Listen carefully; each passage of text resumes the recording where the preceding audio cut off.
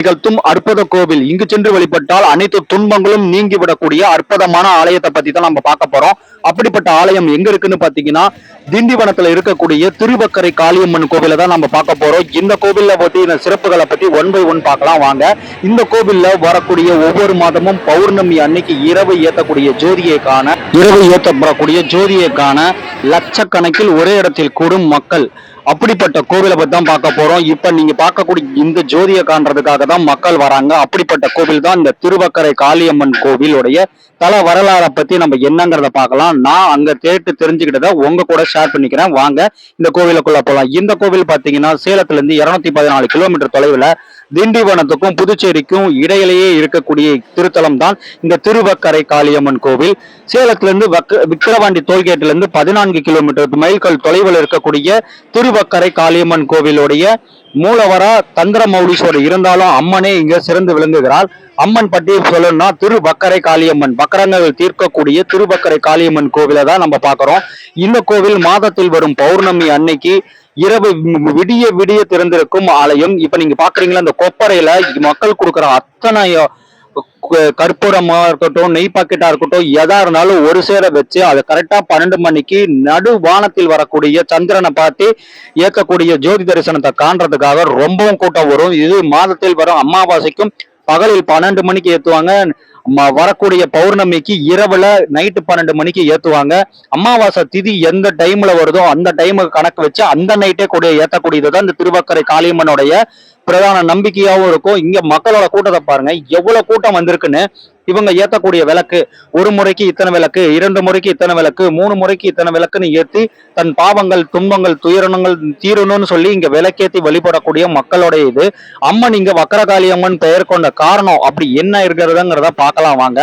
இந்த கோவில் பாத்தீங்கன்னா 1000 வருடங்கள் பழமையான இந்த கோவிலுக்கு கும்பாபிஷேகம் இப்ப போன வருடம் 12ஆம் மாதம் தாங்க நடந்துச்சு.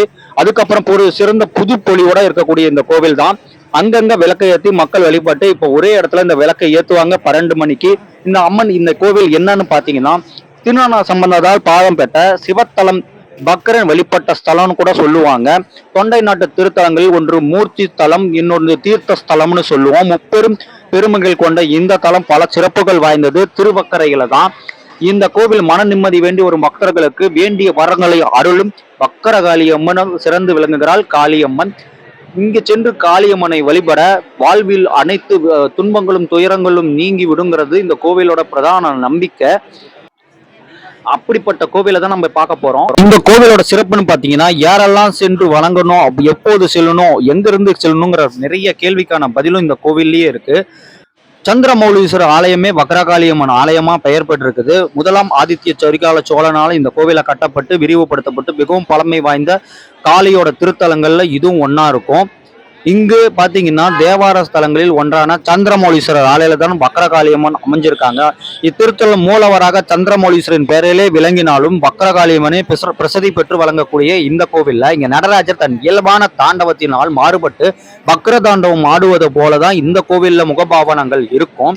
இந்த கோவில்ல 3 லிங்கங்கள் 3 முறையில வெவ்வேறு விந்தையாக இருக்கக்கூடிய ஆலயம்.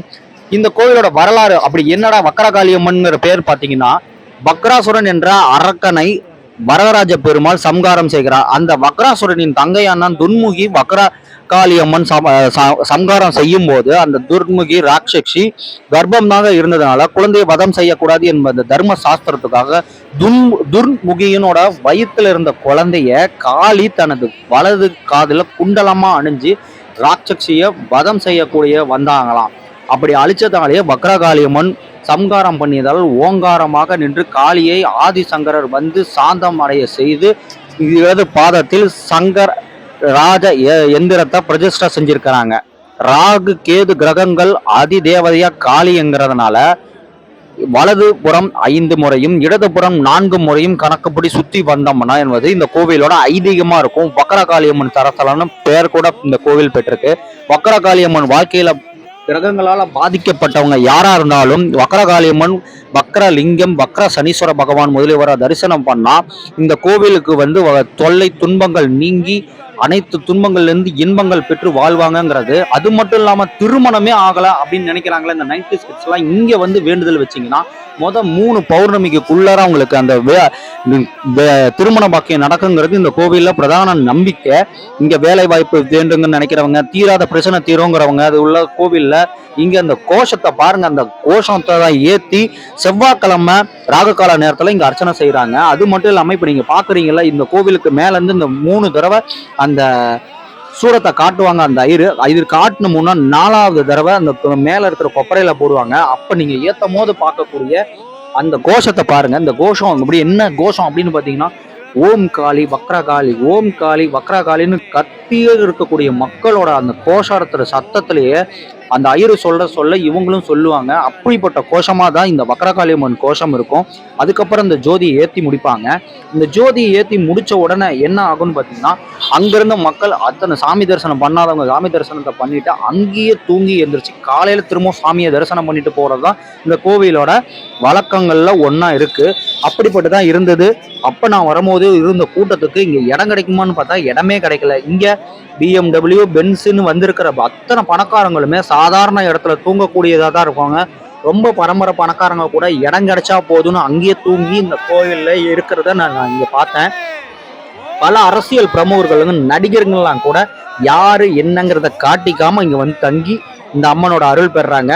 இந்த பௌர்ணமி அந்த ஜோதி ஏத்தின உடனே பாருங்க, இங்க இருக்கிற ஒவ்வொருத்துக்கும் அந்த கூஸ் பம்ப்ஸ்ன்னு சொல்லக்கூடிய அளவுக்கு ரொம்ப பிரகாசமா இருக்கக்கூடிய ஜோதியை பார்த்த உடனே நிறைய பேருக்கு அருள் வந்து பக்கத்துல சின்ன குழந்தையெல்லாம் சாமி வந்து ஆடுது அப்படிங்கிற அந்த ஆக்ரோஷமான ஆட்டத்தை பார்த்துருப்பீங்க. அதை நான் காட்டுறேன் பாருங்க. அந்த குழந்தை எவ்வளோ ஆக்ரோஷமா அந்த குழந்தை சும்மா சத்தம் போட்டுச்சு. அதுக்கும் இல்லாம பக்கத்துல இருக்கிற பெரியவங்க சின்னவங்கன்னு நிறைய பேர் அவங்களோட கோஷத்தங்களை போட்டாங்க. அதெல்லாம் நான் உங்களுக்கு 1 by 1 காட்டுறேன் பாருங்க. இதுக்கு நடுவுல தான் அந்த அம்மனோட ஜோதியை ஏத்தி முடிச்ச உடனே நானும் போய் தரிசனம் பண்ணிட்டு அதுக்கப்புறம் திரும்பவும் வந்தேன். அப்பயும் எரிஞ்சுது. சாதாரணமா 3-4 மணி வரைக்கும் இந்த ஜோதியை எரிஞ்சுக்கிட்டே தான் இருக்கும். ஏன்னா அவ்வளவு பேர் அந்த கற்பூரங்கள் கொண்டு வந்து போட்டுக்கிட்டே இருப்பாங்க. ஓம் காளி வக்ரகாளியே போற்றி போற்றின்னு சொல்லி சத்தத்துல இந்த கோவில் அவ்வளவு பிரசித்தி பெற்று விளங்குது. வாழ்க்கையில தரிசிக்கக்கூடிய பல கோவில்கள்ல இந்த கோவிலும் ஒண்ணு. அது மட்டும் இல்லாம பாவங்கள் புத்திர தோஷங்கள் பாவ பரிகாலங்கள் விளங்க காரிய தடைகள் நீங்க இந்த கோவிலுக்கு வருகை தந்து அம்மனோட அருளை பெறுங்க. அவ்வளவும் நல்லதுன்னு மட்டுமே நடக்கும். இந்த கோவில் சரியா பாத்தீங்கன்னா திண்டுக்கல்லுக்கும் புதுச்சேரிக்கும் நடுவுல இருக்கு. விடிய விடிய பஸ்ஸு கூட இருக்கு, ஆட்டோ கூட இருக்கு, ஷேர் ஆட்டோ கூட இருக்கு. ஷேர் ஆட்டோக்கு 20 ரூபா வாங்குறாங்க ஒரு பர்சனுக்கு. டாக்ஸின்னு பாத்தீங்கன்னா 14 கிலோமீட்டருக்கு 200 ரூபாய் சார்ஜ் பண்ணி வாங்குறாங்க உள்ள இருந்து. ஆனா நீங்க அதுக்கு முன்னாடியே வந்தீங்கன்னா உங்களுக்கு ரொம்பவும் பக்கம் கம்மியாவே இருக்கும். விடிய விடியவே ஷேர் ஆட்டோ இருக்கு. இந்த கோவிலுக்கு ஒரு முறையாவது வாழ்வியல் வந்து தங்களுடைய பாவ காரியங்கள் போக அம்மன். நான் இந்த முறை வந்துட்டேன். அடுத்த முறை எங்க வீட்டுல இருக்கவங்களோட கூட்டிட்டு வரேன். நீங்களும் அதே போல பல திருத்தலங்களுக்கு போயிருப்பீங்க. அங்க பராத துன்பங்கள் துயரங்கள் இந்த கோவில்ல வந்து தீர்ந்துச்சுன்னா உங்களுக்கு ரொம்பவும் நல்லதா தானே இருக்கும். ஓம் காளியே நமோ நமக.